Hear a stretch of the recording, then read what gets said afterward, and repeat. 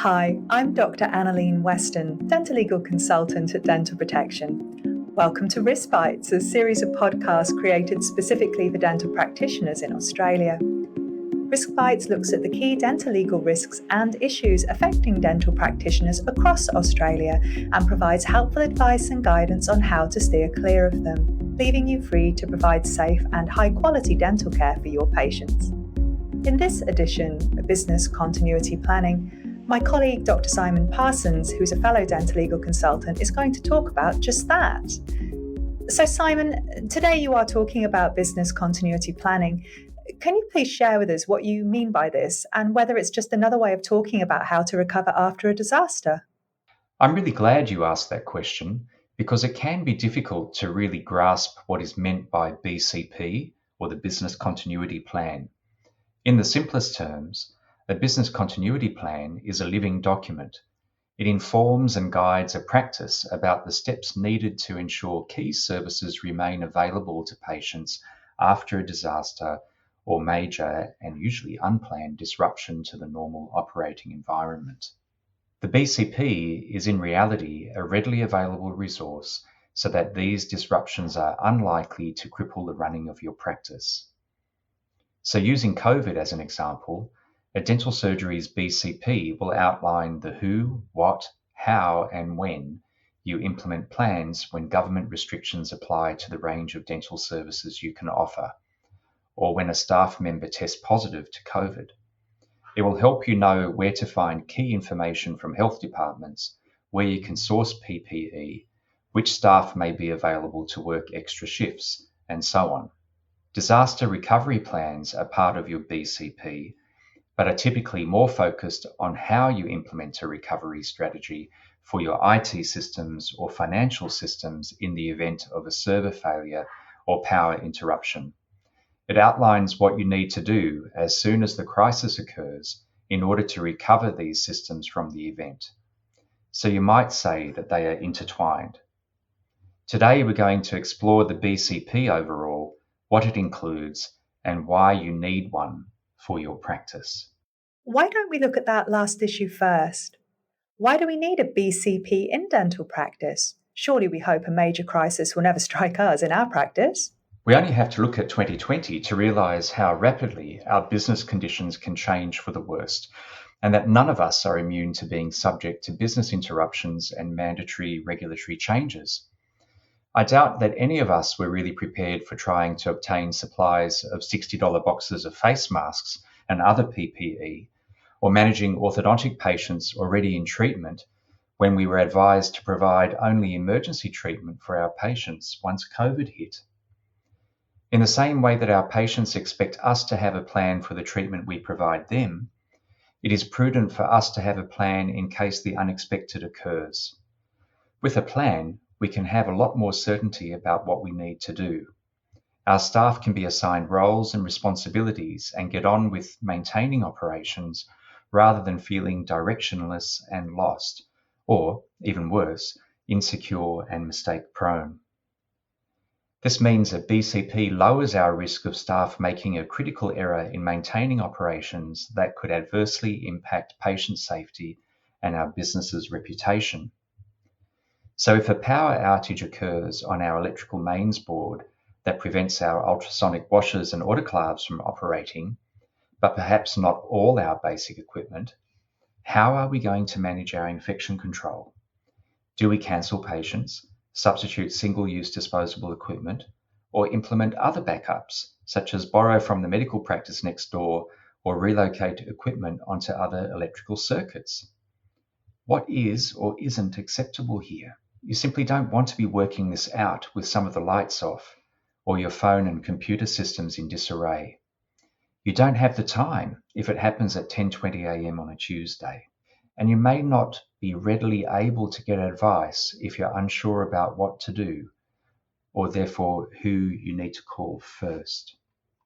So what does a BCP include? Your dental practice's BCP will be a document that is regularly reviewed, at least annually, to reflect your ongoing risk management processes. When talking about risk management, we need to understand and identify what risks are posed at our practice, what can be done to manage or mitigate those risks, and what we can do to ensure our practice can function during an operational disturbance or interruption. So it will have several clear sections. After a cover sheet listing the business, its address, all phone numbers, the web address, and the ABN, there will be a section that will identify the risks. This will be a list of factors such as, number one, a pandemic. I've separated this out because, as we've seen, a pandemic can impact different locations quite differently, such as practices in Perth compared to Melbourne, and vary rapidly in its overall impact. Secondly, natural disasters, such as fire, flood, or earthquake. Thirdly, man-made disasters, such as a power cable being cut down the street or a burglary. Fourth would be technological disaster, the phone, patient records, and IT systems, full infection control failure, or an NBN system's internet outage. The fifth one might be supplier failure, such as a shortage of essential consumables being delivered, supplies and resources including staff being in short supply.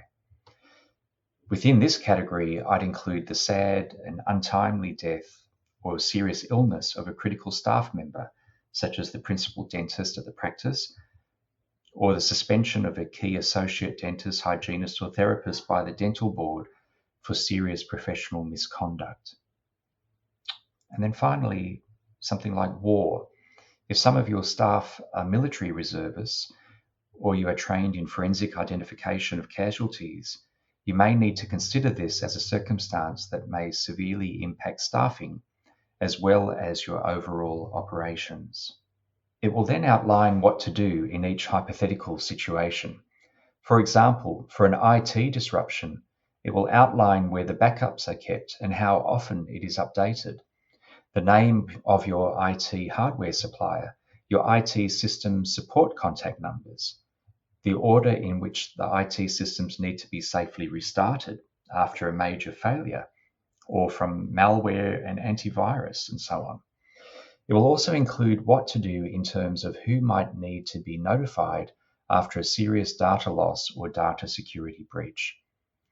In this example, you ideally have detailed instructions about how to print day sheets and patient records for the patient still to be seen that day, perhaps taken from your backup, how to make records and perform infection control tracking while the computers are down, and you'll have templates for photocopying to simplify the manual entry of those records.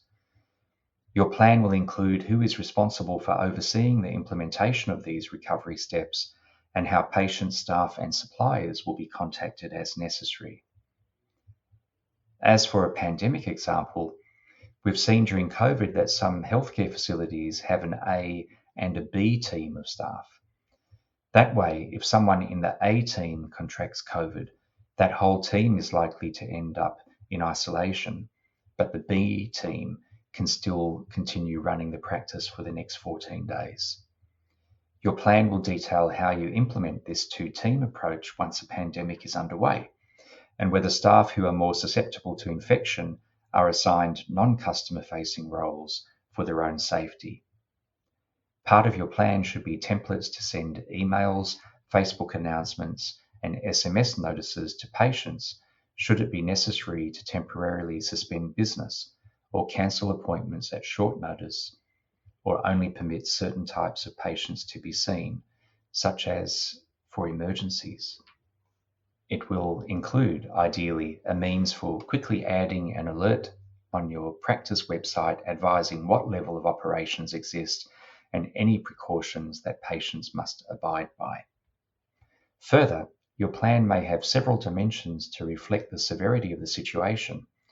It is helpful to know what to do for a short, medium, or long-term disruption to your operations.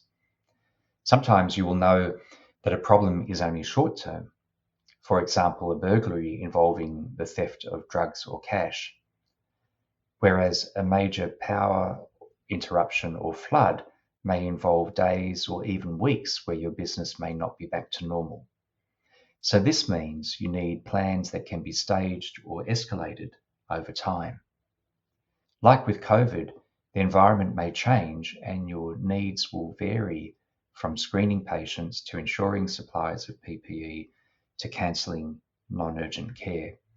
Equally, a major autoclave failure may have you using disposables and maintaining operations until it is fixed or until you run out of your stock of sterile items. Knowing the point where the next stage of the plan is implemented, such as then cancelling your patients, is critical. The third section can be a go-to area where the names and contact details of all key internal and external stakeholders are listed. This will include dental supply companies, equipment technicians, the IT practice management software vendors' details, the IT hardware supplier, gas and electricity utilities, phone company, buildings and contents insurers, the indemnity insurer, high caps account, electrician, plumber, laboratories, accountant, anesthetic gas and drug suppliers, your security company, your website administrator, and so on, as well as the details of staff members critical to ensuring ongoing operations. It can also include contact details for temporary staff agencies, recruitment consultants, infection control consultants, regulatory bodies, and some key colleagues who you might be able to rely on for advice and help in a crisis. I'd also recommend that you ensure you have a list of all the account numbers for each of your suppliers, the practice bank account, and other key financial areas so that you can readily order and pay for new equipment and service calls as needed. A list of your equipment models, noting their brand and the type of handpieces and couplings and your compressor and the model number of your autoclaves and X-ray units and so on, can be very helpful in a crisis situation. Importantly, your BCP will also list which key staff have been allocated responsibilities as part of a recovery plan. Who needs to oversee it, Simon? At least one person needs to be given the responsibility of managing the BCP. It's likely to be someone senior who can be trusted with this level of information. If you have a workplace health and safety representative, that person is the natural choice to oversee the many safety-related aspects of implementing your plan, but he or she may not be the best person to own it overall. Your plan will have some business in confidence information in it, and depending upon the level of trust you have at your practice, an abridged version may be required that deletes some account information, for example. You might decide to structure it so that such information may be accessed by select staff only. The bulk of your plan can remain openly accessible to all staff at the practice and be stored on USB drives and given to each staff member in case of emergency, or displayed on a staff notice board or on a staff-only secure section of your website. Well, who then would decide when to use the BCP? Ideally, 2 or more senior staff will have authority to initiate the BCP if the need arises. You need to ensure, though, that your BCP is not dependent on being implemented in a time of upheaval by just 1 or 2 key people, such as the principal dentist and the practice manager. That's because if they are unavailable, such as they're away overseas on holiday or at a conference or cut off by floodwaters from reaching the practice, then other staff will need to better run the plan in their absence. You need at least 2 people allocated to each task in case one of them is unavailable during the crisis to avoid these key tasks becoming overlooked. Where, Simon, do you think the plan should be stored? It's critical to have copies of the plan in the workplace for ready reference to it when needed. However, you also need to store it securely electronically with confidential information encrypted and password protected in case it needs to be activated by managers who cannot physically be in the practice. Hopefully, you'll never need to use a BCP once the COVID-19 pandemic blows over. However, if you do, you will feel far more confident to deal with crises if they arise unexpectedly. Our challenge is to be better prepared for any eventualities if and when they arise in the near future, and learn to take constructive steps to minimize our business risks. Well, thank you so much, Simon, for that relevant and helpful content, and thank you all for listening. We do hope this podcast was helpful to you, and we look forward to sharing more guidance with you in the future. If you like dental protection podcasts and you'd like to hear more, please subscribe and leave a review.